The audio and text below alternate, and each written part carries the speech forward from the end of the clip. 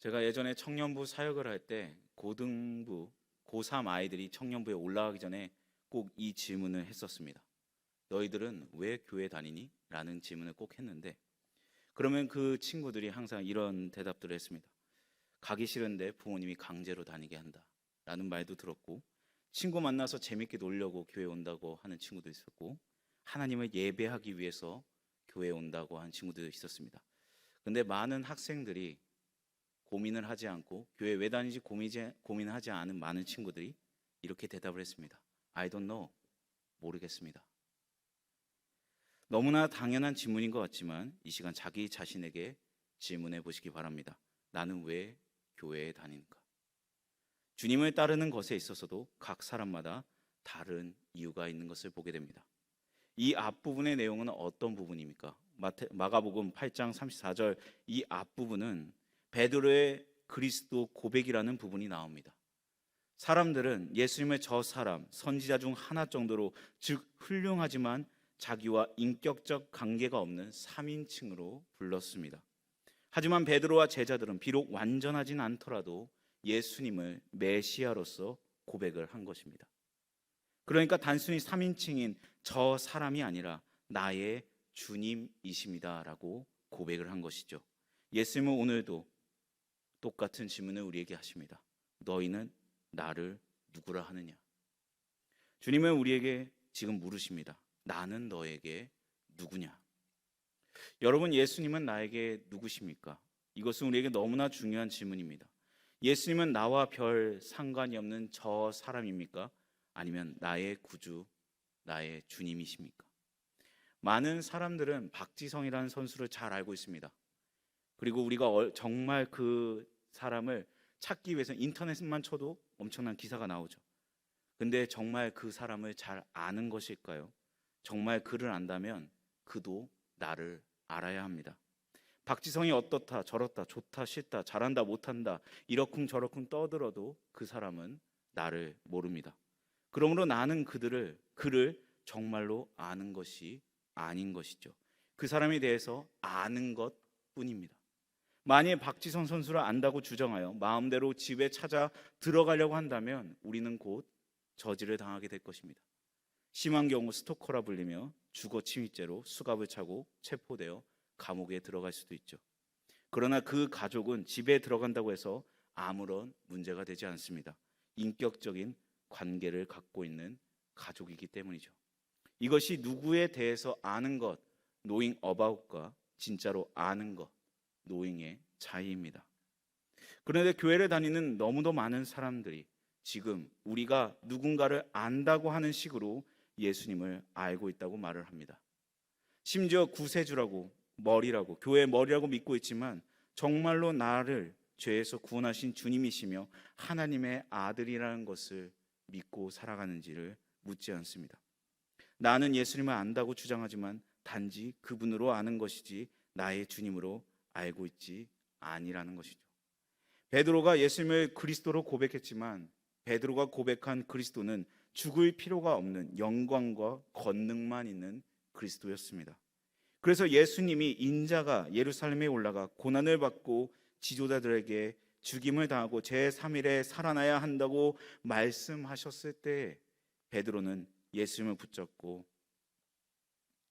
책망하였습니다. 예수님은 제자들 보면서 사단아 내 뒤를 물러가라. 너는 하나님의 생각을 하지 않고 사람의 생각을 한다고 말씀하시고 무리들을 제자들과 함께 모아놓고 오늘 이 말씀을 하신 것입니다. 말씀의 내용인 즉 누구든지 나를 따라오려고 하거든 자기 자신을 부인하고 자기 십자가를 지고 나를 따라야 한다고 말씀했습니다. 34절의 말씀이 핵심이고 나머지 모든 내용 35절부터 마지막 38절까지는 그 이유가 됩니다. 가장 근본적인 이유는 38절의 내용이죠. 우리 34절의 말씀을 같이 읽도록 하겠습니다. 34절입니다. 시작. 무리와 제자들을 불러 이르시되 누구든지 나를 따라오려거든 자기를 부인하고 자기 십자가를 지고 나를 따를 것이니라. 제자들과 무리들이 예수님을 따를 때 명심해야 할, 우리가 따를 때 명심해야 할 기본적이면서도 중요한 것이 무엇인지를 말씀하십니다. 그것은 먼저 자기를 부인하는 것이고 두 번째로 자기의 십자가를 지는 것입니다. 누가 자기를 부인하고 자기 십자가를 지고 따라갈 수 있겠습니까? 적어도 그것을 할 수 있기 위해서는 구원에 대해 기본적인 내용을 알아야 됩니다. 36절 말씀 우리 같이 읽도록 하겠습니다. 36절입니다. 시작. 사람이 만일 온 천하를 얻고도 자기 목숨을 잃으면 무엇이 유익하리요? 그 중에 제일 먼저 생각해야 할 부분이 목숨을 구원하는 것은 이 세상을 얻는 것보다 중요하다는 사실을 알아야 합니다. 목숨을 온 세상을 얻는 것보다 더 중요하다는 것이죠. 목숨을 대신해서 사람에게 줄 수 있는 것은 아무것도 없다고 하셨습니다. 37절 말씀입니다. 제가 읽습니다. 사람이 무엇을 주고 자기 목숨과 바꾸겠느냐? 세상의 부를 다 가진다고 할지라도, 명예를 다 가진다고 할지라도, 권세를 다 가진다 할지라도, 쾌락을 다 가진다 할지라도, 이 모든 것을 다 합쳐 소유한다고 할지라도 그것으로 혹은 그것의 일부로 자기 생명을 구원할 자는 없습니다. 돈으로도 안 됩니다. 명예로도 안 됩니다. 지식과 지혜로도 안 됩니다. 35절 말씀입니다. 우리 같이 읽도록 하겠습니다. 35절입니다. 시작. 누구든지 자기 목숨을 구원하고자 하면 잃을 것이요 누구든지 나와 복음을 위하여 자기 목숨을 잃으면 구원하리라. 이 말씀의 뜻이 무엇입니까? 누구든지 자기 목숨을 살리려고 하면 자기 목숨을 잃게 되어진다는 것입니다. 자기 목숨을 살릴 수 있는 사람이 없습니다. 우리 목숨을 살릴 수 있는 분은 우리의 구주 예수님밖에 없다는 것이죠. 예수님을 믿는다는 것은 그냥 가벼운 것이 아닙니다. 예수를 믿는다는 것은 내가 예수를 믿기 때문에 목숨을 내려놓을, 목숨을 포기할 각오가 되어 있지 않으면 진짜 믿음으로 나아갈 수 없다는 것이죠. 내가 나를 구원할 수 없고 주님만이 나를 구원할 수 있습니다. 하지만 주님이 나를 구원하는 것도 쉬운 방법으로 구원을 못한다는 것이죠. 사람들이 이해하지 못하는 부분이 바로 이 부분이었습니다. 예수님은 능력이 많았습니다. 기적을 행하셨습니다. 병도 고쳤습니다. 귀신도 내쫓았어요. 7 귀신은 말도 아니고 그야말로 군대 귀신을 쫓을 만한 어마어마한 능력을 가진 예수님이었습니다. 예수님이 정박할 수 없는 능력이 있었습니까? 그 어마어마한 능력, 권세, 위엄을 다 가진 예수님이 그 모든 능력으로도 십자가 부활이 없이 우리를 구원할 수 없었습니다.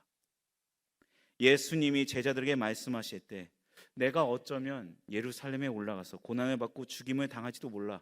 만일 내가 예루살렘에 올라가 고난받고 죽임을 당하게 된다면 죽음으로 끝나지 않을 거야. 하나님께서 나를 제3일에 살려주실 거야 라는 식으로 말씀하지 않으셨습니다. 인자가 예루살렘에 올라가 고난을 반드시 받을 것이고 죽임을 반드시 당할 것이고 제3일에 반드시 살아날 것이라고 말씀하셨습니다.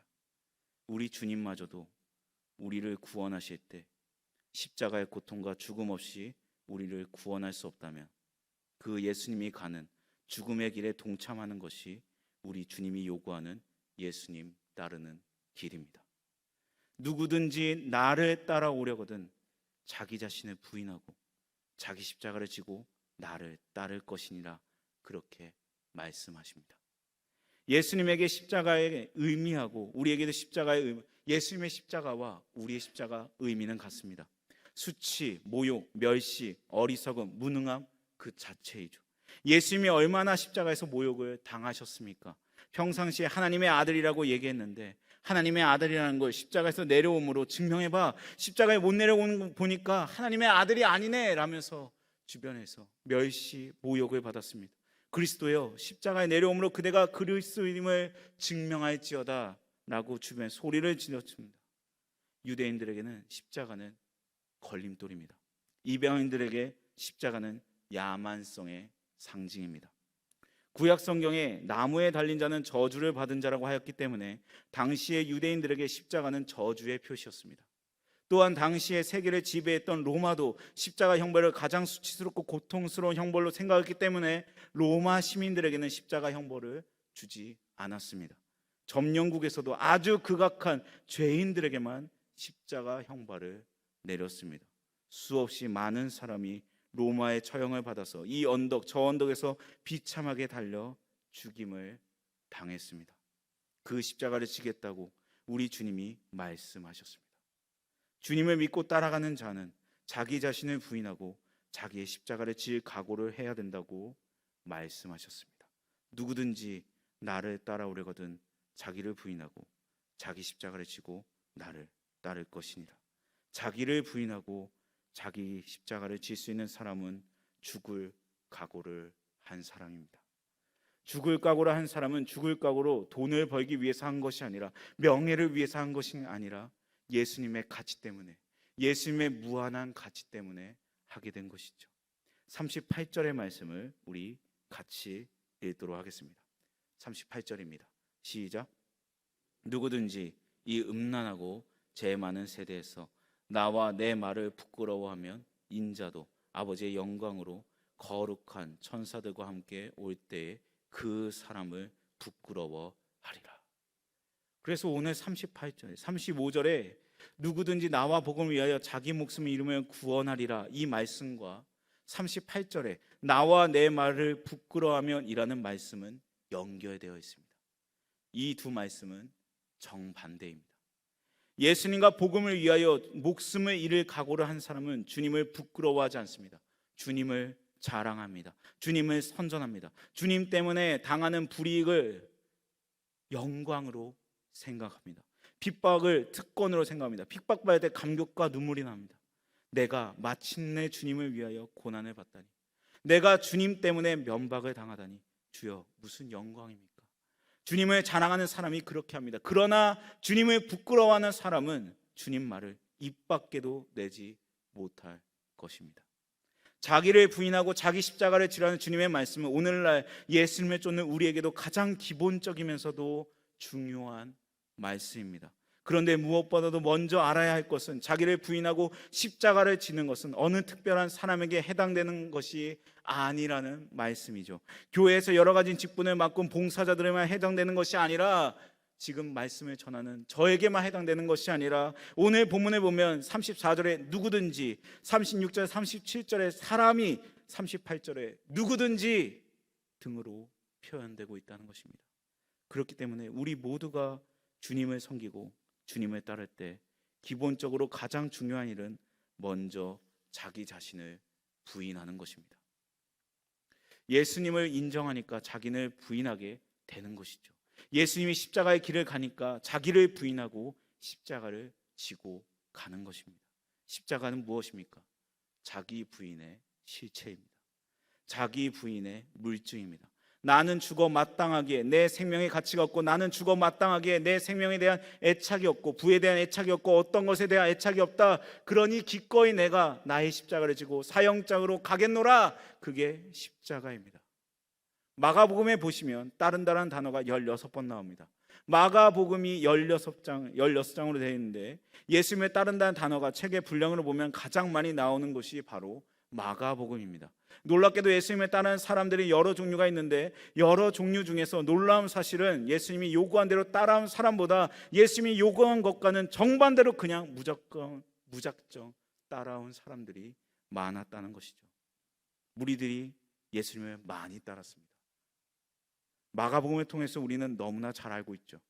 예수님의 제자들은 예수님을 따를 때 가정을 버리고 따랐습니다. 심지어 재산도 버리고 따랐습니다. 그런데 잘 가는데, 모든 걸 버리고 따르는 것 같은데, 나중에 보니까 무엇을 못 버립니까? 자기 부인을 못 합니다. 자기 생각을 못 버립니다. 자기 주관을 못 버립니다. 주님의 주인이시면 나는 종입니다. 주님이 말씀이 옳으면 내 생각은 틀린 것이죠. 주님이 내가 가는 방향을 결정한다면 나는 그 결정을 따라갈 것밖에 없습니다. 베드로가 예수님의 말씀을 무시하고 예수님이 끌려간 대제사장의 뜰에 따라가지 않았습니까? 그러다 예수님을 부인하지 않습니까? 우리를 돌아보면 예수님이 내 삶의 주인으로 다스려야 되는데, 내가 주인 행세를 하려고 애쓰고 있습니다. 내 삶의 주인이 아직도 나인 것이죠. 내 삶의 결정권이 아직도 나에게 있습니다. 하나님이여, 하나님의 일이 아닌 사람의 일을 구하면서 하나님의 뜻보다 내 뜻을 앞세울 때가 너무나 많습니다. 성경 말씀을 듣고 행하는 것은 사실 우리가 몰라서 못하는 것이 아닙니다. 알지만 내가 마음에 안 들기 때문에 또는 불편하기 때문에 내가 원하는 대로 하는 것이죠. 어느 방향으로 나가야 할지 선택하는 것이 주님이 아니라 나에게 달려있기 때문입니다. 주일마다 교회에 다닙니다. 성경 읽고 묵상합니다. 기도하고 봉사도 합니다. 그러나 정작 내 삶의 중요한 문제에 대하여 예수님의 간섭을 싫어하며 나의 계획에 따라 움직입니다. 예수님을 믿는 믿음이 자신의 삶에 아무런 변화나 다른 결과를 가져오지 못합니다. 여러분은 어떠십니까? 내 삶의 진로를 결정할 때, 어떤 직장을 갈 것인가, 어떤 사업을 할 것인가 결정할 때 정말 기도하면서 정말 주님이 기뻐하실 만한 방향인가라고 생각하시며 결정하십니까? 정말 간절히 기도하면서 주님의 뜻이 무엇입니까? 라고 물으며 결정하십니까? 대개는 그렇지 않고 어느 것이 내가 제일 유리한가, 어떤 것이 내게 가장 유익을 주는가 라고 생각하며 결정하십니까? 실제로 우리가 신앙생활하면서 우리에게 가장 문제가 되는 것은 우리 자신임을 고백하지 않을 수 없습니다. 하나님을 기쁘시게 하는 신앙생활을 하지 못하도록 방해하는 가장 큰 적도 다른 사람이나 환경이 아닌 바로 우리 자신일 때가 너무나 많습니다. 그렇기 때문에 주님을 따를 때 우리에게 제일 힘들고 어려운 싸움은 바로 자기와의 싸움이라고 생각합니다. 내가 죽지 않으니까 주님께서 역사하지 않으십니다. 내가 죽지 않으니까 주님의 놀라운 능력을 경험할 수 없습니다. 내 속에 내가 너무 꽉 차 있기 때문에 주님의 뜻을 이루어지지 않습니다. 사도 바울은 이제는 내가 산 것이 아니오 내 안에 계신 주님이 사신 것이다 라고 고백하였습니다. 그에게도 역시 가장 문제가 되었던 것은 자기 자신이었습니다. 무엇보다 문제는 우리 자신인 것이죠. 또한 주님을 섬기고 따르면서 오늘날 우리에게 가장 기본적으로 중요한 것은 십자가를 지는 것입니다. 흔히 십자가를 진다는 것을 잘못 생각하는 경우가 너무나 많습니다. 많은 사람들이 개인적으로 가정적으로 어려움이 있다거나 육체적인 병이 있으면 그것을 십자가라고 생각합니다. 나에게 이런 어려움이 있어, 나에게 육체적 병이 있어, 아니면 가정적으로 이러한 일이 나에게 있어, 이것이 십자가야 라고 생각하지만 그러나 그것은 성경에서 말씀하는 진정한 의미에서 십자가를 지는 것은 아닙니다. 십자가를 진다는 것은 우선적으로 하나님께서 주신 사명을 위해서 예수님께서 십자가를 지신 것처럼 하나님께서 우리에게 주신 사명을 감당하는 것을 의미합니다.